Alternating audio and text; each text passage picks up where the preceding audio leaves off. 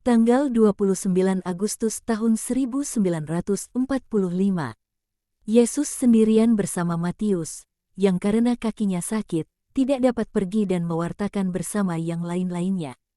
Orang-orang sakit dan halayak ramai yang antusias mendengarkan doktrin Injil sudah memadati teras dan area kosong kebun sayur mayur dan buah-buahan untuk mendengarkan Yesus dan mendapatkan pertolongan.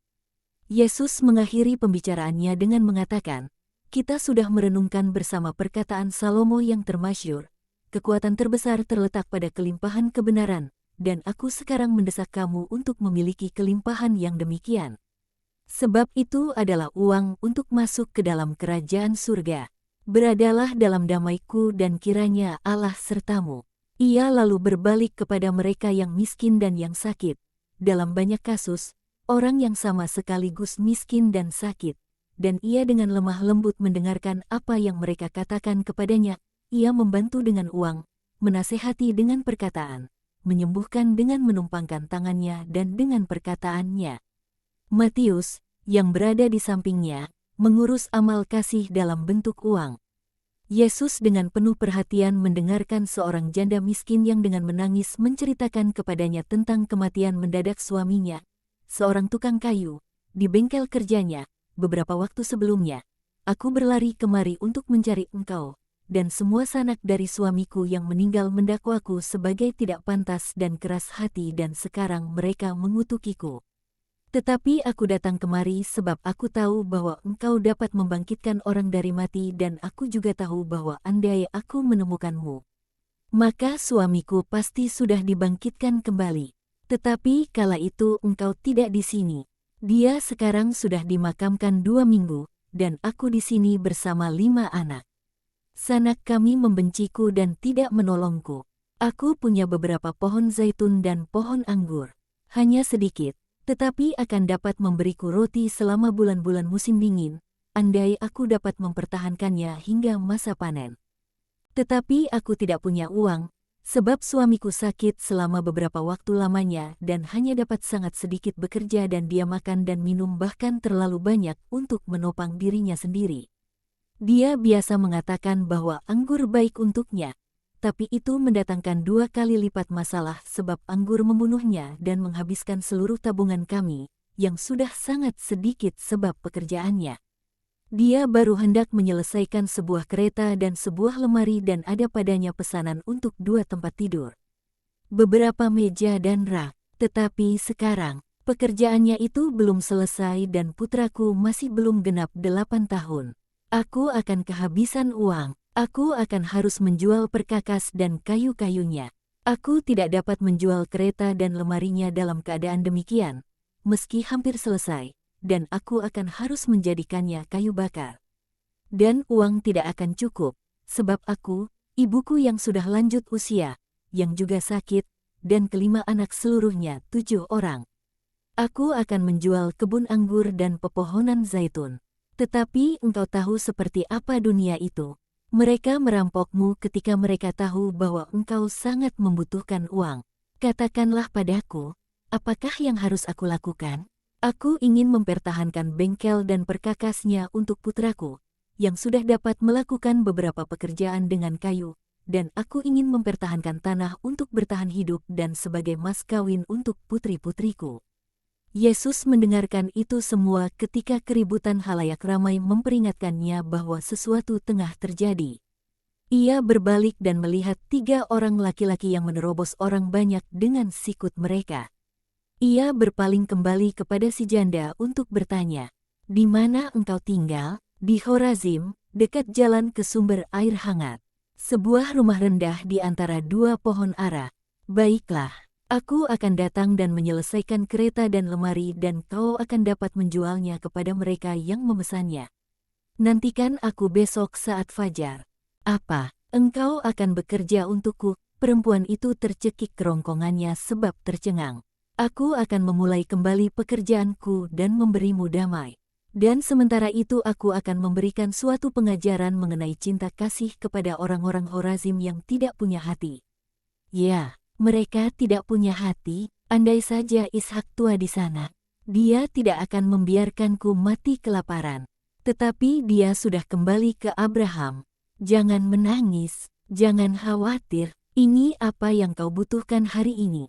Aku akan datang besok, pergilah dalam damai. Perempuan itu membungkuk untuk mencium jubahnya dan dia agaknya merasa lega ketika dia beranjak pergi.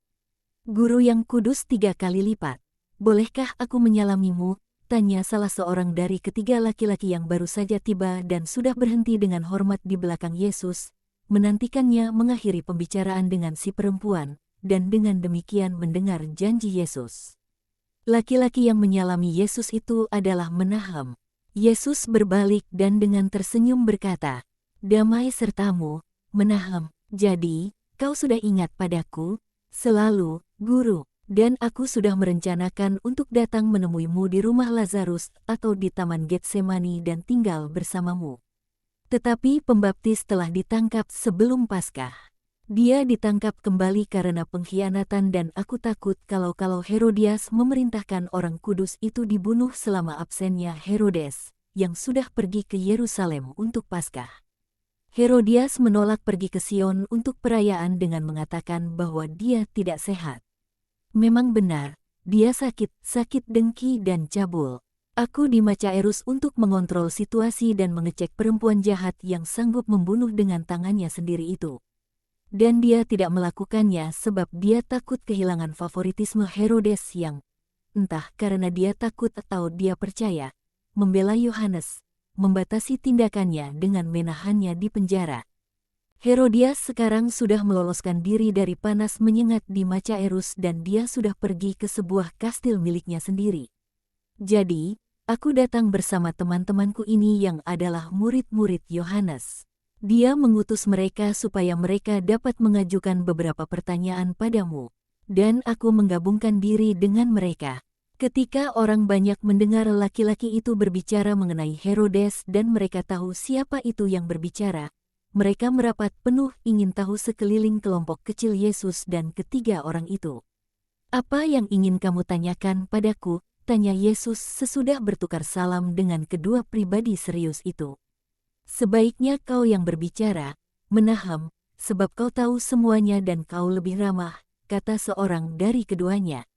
"Baiklah, Guru, engkau pasti mengerti jika karena kasih yang berlebihan maka para murid ini menatap curiga pada ia yang mereka percaya adalah antagonis atau pengambil alih posisi guru mereka. Para muridmu melakukannya juga seperti para murid Yohanes. Itu adalah kecemburuan yang dapat dimengerti yang membuktikan segenap kasih dari para murid untuk gurunya. Aku tidak memihak, dan mereka yang bersamaku ini dapat menegaskannya. Sebab aku mengenal engkau dan Yohanes dan aku mengasihi kamu berdua dengan keadilan. Sebegitu rupa hingga, meski aku mengasihi engkau sebagaimana engkau adanya, aku lebih memilih untuk mengorbankan diriku dan tinggal bersama Yohanes, sebab aku menghormatinya juga sebagaimana dia adanya, dan pada saat sekarang ini, sebab dia ada dalam bahaya yang lebih besar daripadamu. Sekarang, karena kasih mereka, yang dipermasalahkan kaum Farisi karena dengki. Mereka meragukan bahwa engkau adalah Mesias. Dan mereka mengatakannya kepada Yohanes dengan berpikir bahwa mereka akan memenuhinya dengan sukacita ketika berkata, "Sepanjang menyangkut kami, engkaulah Mesias. Tidak ada yang dapat lebih kudus daripada engkau." Tetapi Yohanes mengecam mereka dengan menyebut mereka terutama sebagai penghujat, dan lalu, sesudah mencela mereka, dia dengan lebih lembut menjelaskan berbagai fakta yang membuktikan bahwa engkaulah Mesias sejati. Pada akhirnya, ketika ia sadar bahwa mereka masih belum yakin, dia mengambil 2 dari mereka, yakni kedua orang ini, dan berkata, "Pergilah kepadanya dan katakan kepadanya dalam namaku, apakah engkau ia yang akan datang, atau haruskah kami menantikan yang lain?" Dia tidak mengutus para murid gembala, sebab mereka percaya dan akan sia-sia sajalah mengutus mereka. Tetapi dia memilih di antara mereka yang ragu untuk datang menghampirimu, supaya perkataan mereka dapat menghilangkan keraguan rekan-rekan mereka. "Aku membawa mereka kemari supaya aku dapat menemuimu juga. Begitulah, aku mohon padamu untuk menyingkirkan keraguan mereka. Tetapi, janganlah berpikir bahwa kami memusuhimu, Guru. Perkataan Menahem mungkin akan membuatmu berpikir demikian. Kami sudah mengenal pembaptis selama bertahun-tahun dan kami selalu melihatnya sebagai seorang kudus. Peniten, terinspirasi. Kami mengenalmu hanya lewat perkataan orang-orang lain. Dan engkau tahu bagaimana nilai perkataan orang. Perkataan orang membangun dan menghancurkan nama baik dan puji-pujian dengan sangat kontras antara mereka yang meninggikan dan mereka yang menjatuhkan. Sebagaimana segumpal awan dibentuk dan diserahkan oleh angin yang berlawanan arah. Aku tahu, aku membaca dalam jiwamu dan matamu, bisa membaca kebenaran dalam apa yang di sekelilingmu, sama seperti telingamu yang mendengar percakapanku dengan si janda. Itu hendaknya cukup untuk meyakinkanmu. Tetapi aku katakan kepadamu, lihatlah mereka yang ada di sekelilingku. Tidak ada yang kaya, atau yang riang gembira atau yang menghebohkan di sini, melainkan hanya yang miskin, yang sakit, orang-orang Israel yang jujur yang antusias untuk mengenal sabda Allah. Tidak lebih.